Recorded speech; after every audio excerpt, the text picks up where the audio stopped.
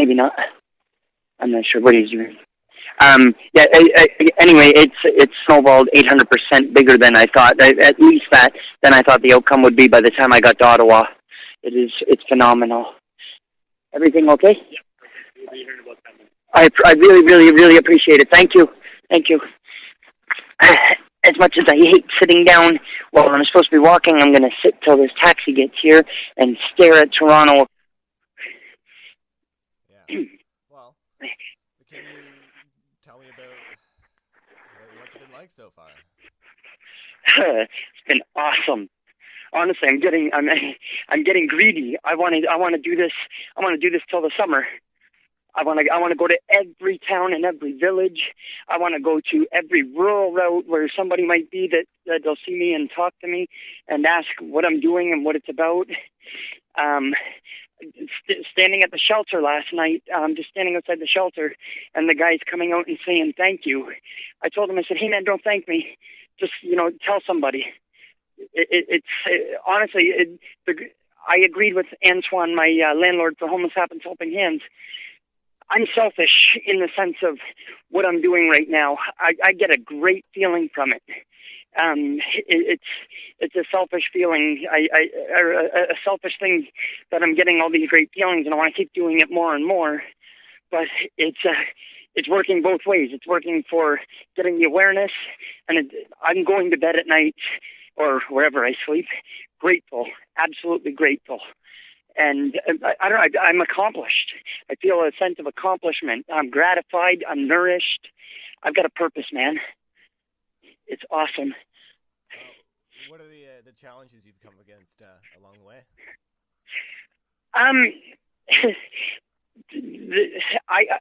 I don't know that they're huge challenges. I mean, the weather.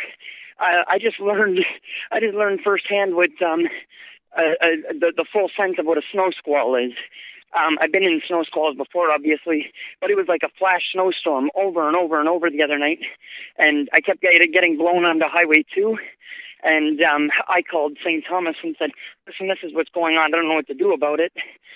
He said, just take cover for a little while and keep walking. You're experiencing snow squalls. But it's the weather and emotions when I go through things such as the other night when I saw two guys in the bank machine area of a bank sprawled out at 3 o'clock in the morning. The shelter was full, and they came running out, and I felt helpless. They wanted spare change for a coffee, as they stated, and could I give them a cigarette? Absolutely, I can give you guys a cigarette, but I don't have any money on me. And I felt helpless because he came over to me with this absolutely artificial grin that I wear all the time, even though something's wrong. And he tried looking happy, like things were going good. And then I had to say, hey, man, I can give you a cigarette, but I haven't any money. And he turned and he walked towards his friend and he held the cigarette up to show that I give them a cigarette. And he nodded and he shook his head side to side, and his shoulders slumped because I wasn't able to give him change or a coffee. I felt helpless. Those are my challenges, is that I can't do everything. And I know I can't, but I want to do anything I can. I'm going through some aches and pains now and then, and some nights I want to just lay in the bathtub. But you know what? Not everybody, the guys, men, women, children that I'm doing this for, they can't go lay in a bathtub whenever they want, so it's cool. It's really cool. I think the best thing that described it was the other day. I was talking to someone and I said, I'm in pain and I'm incredibly fatigued. But if I did not feel the pain and I did not feel the fatigue, this would not be the mission that I set out to embark on. And it's cool. It lets me know this is real.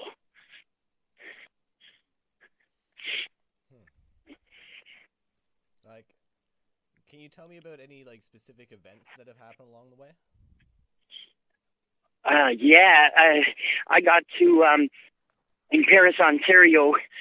Will from the Salvation Army, who I was hooked up with the major from the major in Woodstock Salvation Army. Will covers all of Brant County. He's an amazing man. He let me come with him to kick off the kettle drive for the Salvation Army. I got to stand at the kettle with him when people were coming, and I got to say thank you to them. And I would say thank you to them anyway, but they were helping out the Salvation Army. I got to say thank you to them, and some of them looked stunned, and it was really cool. And Will told some people about what I'm doing, this walk and stuff, and then I went to the tree lighting ceremony, and then they put me up for the night, and he met me in the morning, and we had coffee, and for him to, I mean, I'm absolutely honored, blessed, and humbled by being in this guy's presence, and he hugs me and he says it's an honor to meet me, and he feels blessed, and I don't know if he realizes how incredible. I mean, these guys, to be on the same plane as them would be wonderful, but every now and then I get to spend a moment. That is huge to me. When the major in Woodstock, the Salvation Army, called the food bank I was visiting to thank them and dedicate this walk to them, as well as all the other organizations and outreach areas, he called and he said, could you hold him there for about 10 minutes?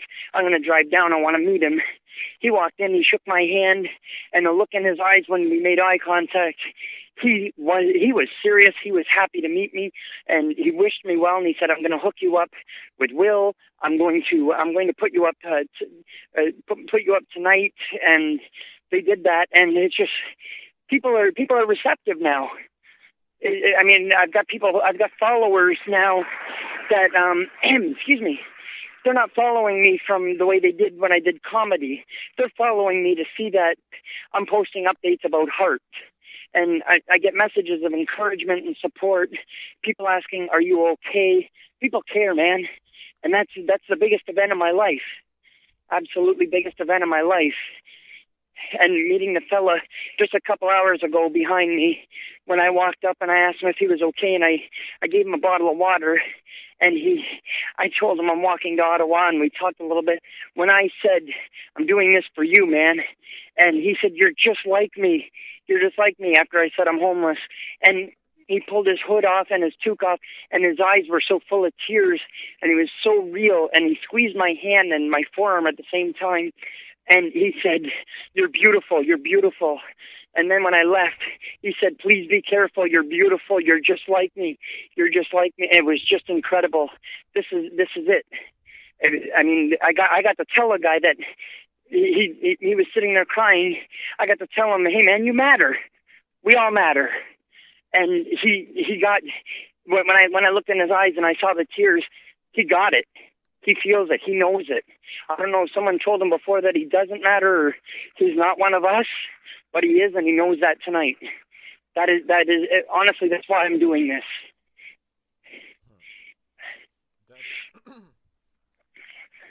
That would be a pretty difficult story to edit down. I'm sorry. It's okay, man. We're all good. Okay. Yeah, I'm sorry. I made that really difficult, didn't I? We need like a. Yeah.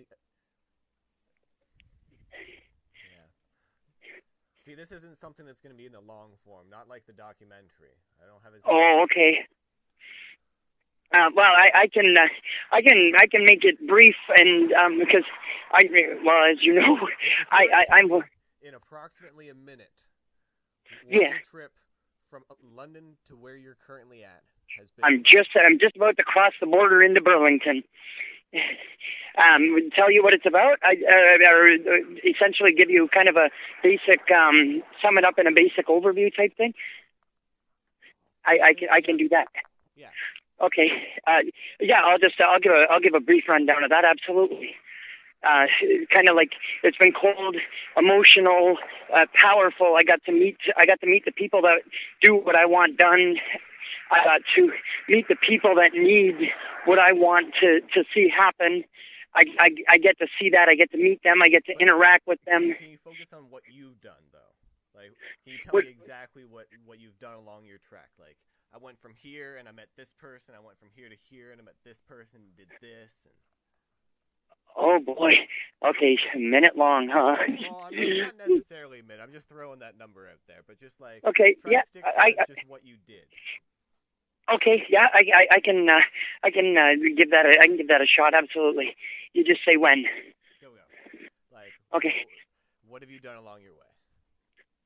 Well, leaving St. Thomas, walking down the highway to London. I got into London. I attended the Unity Project.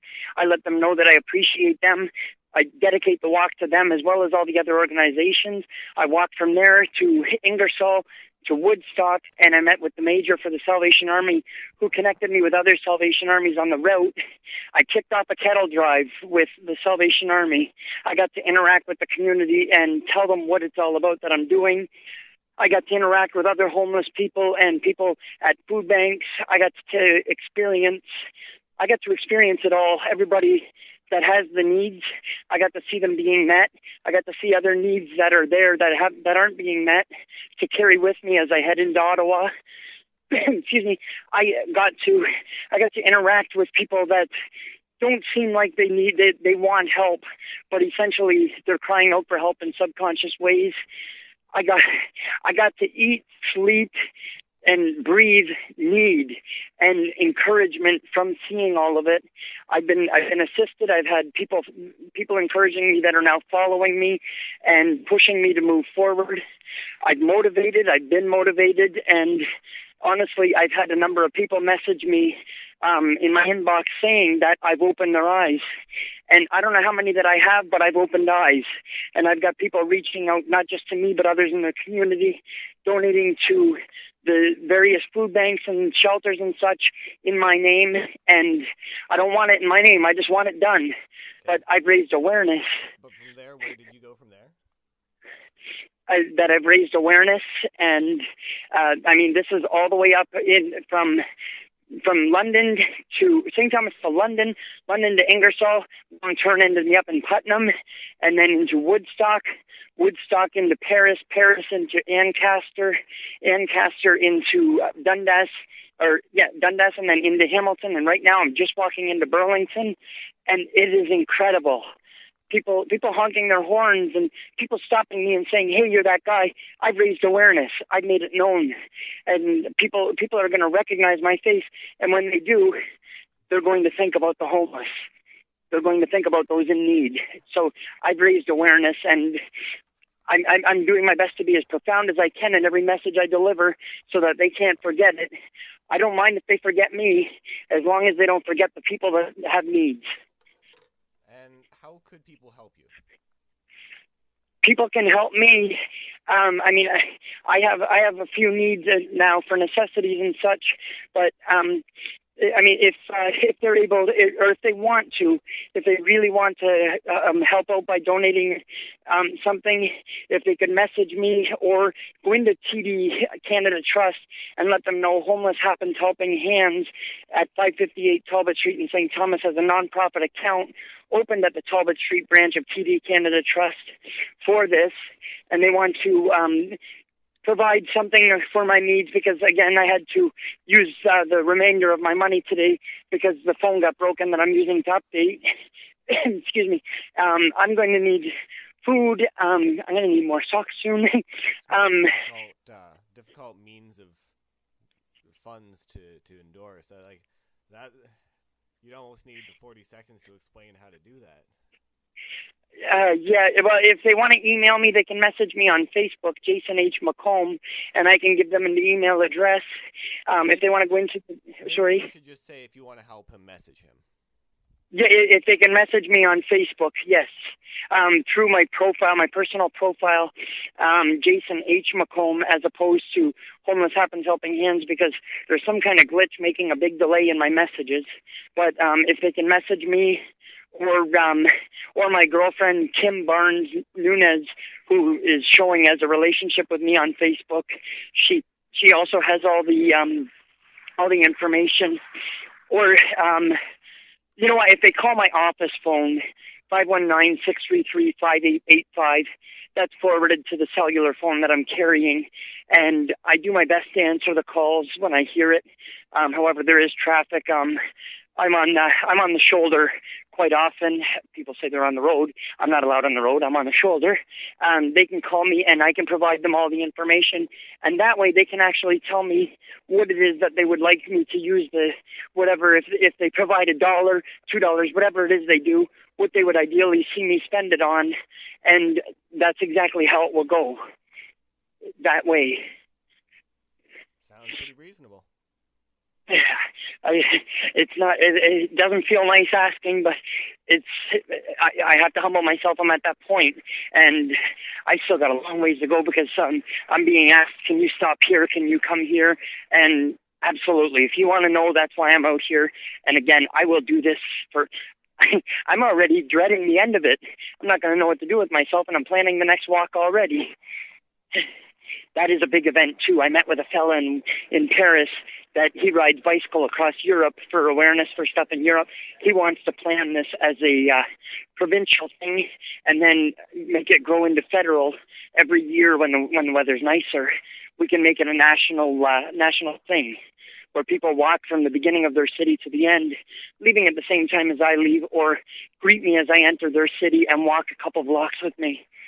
We're going to be organizing that when I get home. I'm in Burlington. I haven't been here for so long. So you're just like crossing into the town right now?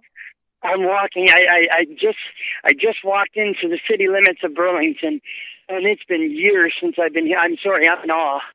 I can see Toronto's skyline. When I look down the lake, I know where I'm going. This is awesome. I'm going to make Oakville tonight.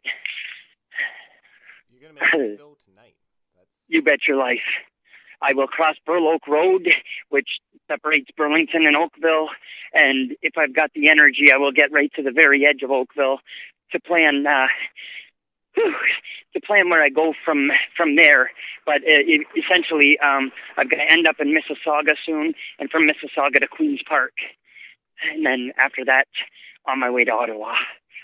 But yes, I will make Oakville tonight. This is incredible. I'm not kidding. I'm going to walk all along the lake.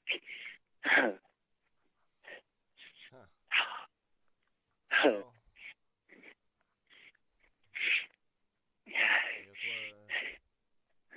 I think as far as what we need for a story, I think we're good. Okay. If there's anything else you need, Ian, I'm available 24/7, providing I hear the phone again. But I will call you back as soon as I get it. I'm gonna have a heavy phone bill.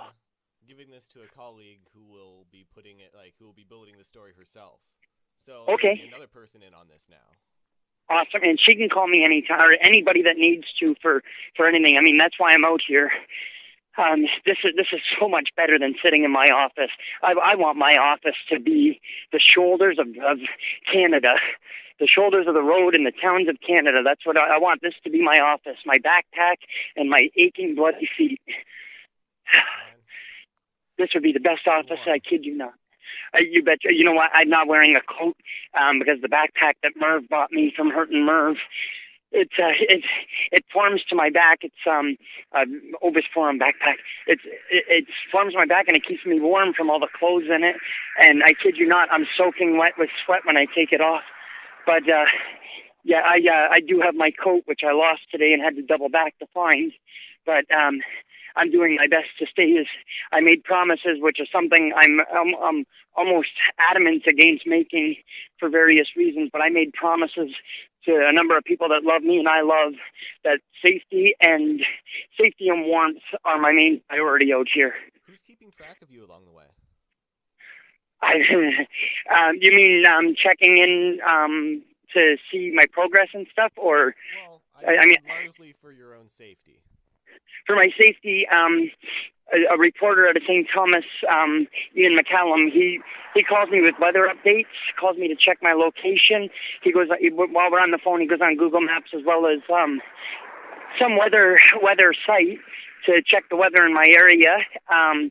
Sandra, my best friend in Alberta, we talk. My girlfriend, Merv, and Terry from Hurtin' Merv.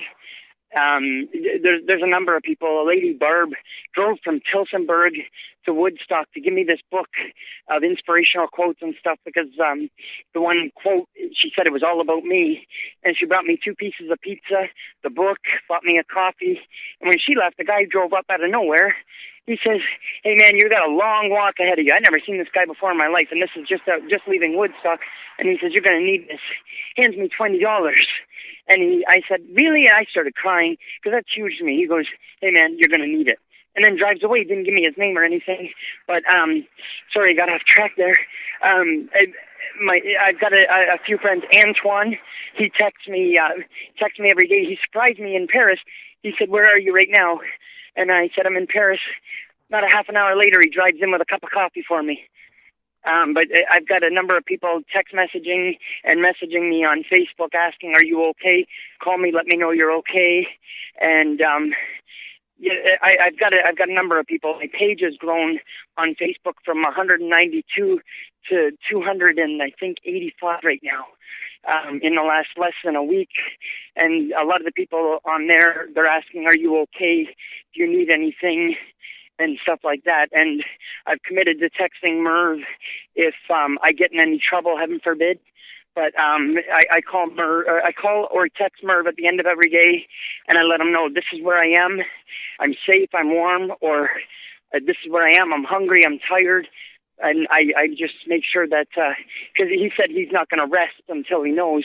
And he's called me at 3 o'clock in the morning. "Dude, what's going on? I haven't heard from you." So, I mean, I've got people that care and that are keeping track. You know what? I used to be.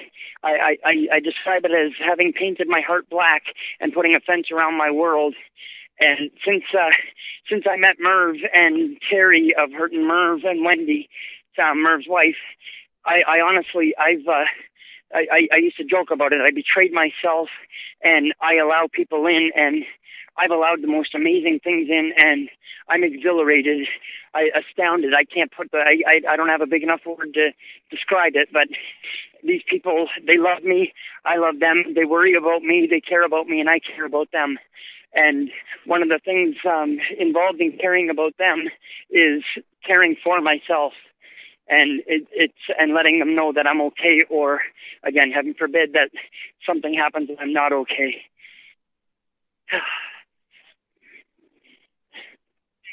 So, has anyone spent any time traveling with you? Give me 1 second, Ian. I'm sorry. I'm walking to Ottawa for homelessness, man. I'm on an awareness walk. I can't walk across that? No, I call you cab if you need. I'm on a walk to Ottawa from London. Yeah, I'm on an awareness walk. The only way I can get you across is cab. I got to pay for a cab to go across the bridge? No, we'll pay for that. Oh, I would really appreciate that. Yeah. Thank you. Give me like 5-10 minutes. Okay, great. Thank you. Hello, sorry, Ian. I'm at a bridge that they've closed, and the construction company is going to pay for me for a taxi across it, around it, because there's construction. It's dangerous right now, and there's no other way over the lake, so they're going to pay for a taxi for me to go across it. Wow. That's incredible. Wow. So that might be used for a sound clip for the story, because that was really awesome. That was phenomenal. You have no idea. Hey, this is incredible. I tell you, this has snowballed so huge. I kid you not, Ian, with the combination of your documentary and the other things going on. I kid you not, this snowballed into something, I'm not exaggerating, probably at this point, 800% bigger than I anticipated it would at the end of it. I just wanted to reach. Jason, we lost you. Jason?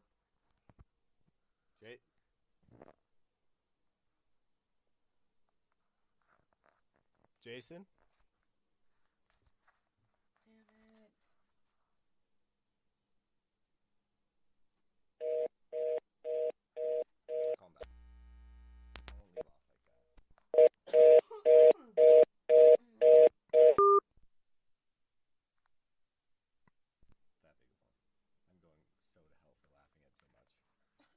If I was by myself, I wouldn't be laughing.